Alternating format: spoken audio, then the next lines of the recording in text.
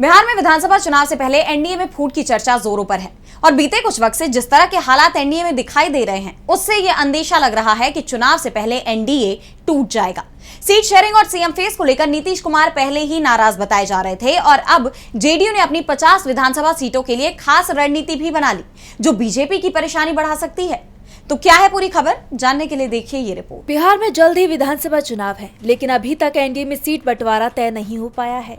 NDA में शामिल हर दल मजबूत सीटों की तलाश में जुट गया है। ऐसे में जेडीयू की चिंता है कि अपने स्ट्राइक रेट को कैसे सुधारा जाए।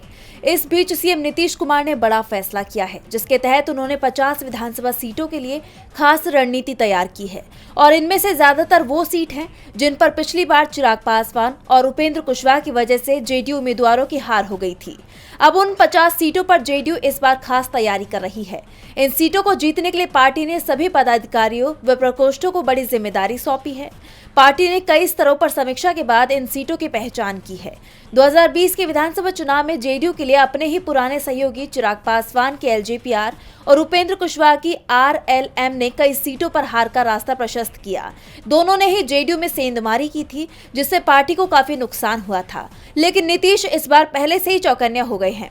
जेडीयू चाहती है कि जहां पार्टी की जीत की संभावना हो, वहां पर उम्मीदवारों को उतारा जाए, क्योंकि स्थानीय विधायकों को लेकर लोगों में नाराजगी है और ये नाराजगी साफ साफ देखने को भी मिल रही है। इसलिए पहले से ही जेडीयू ने अपनी रणनीति तैयार कर ली है, जिसके तहत जिन सीटों पर चिराग और कुशवाहा दोनों की मजबूत मौजूदगी है, वहां जेडीयू ने अपनी दावेदारी ठोक दी है। ऐसे में सवाल उठ रहा है कि क्या बिहार में विधानसभा चुनाव से पहले एनडीए टूट जाएगा।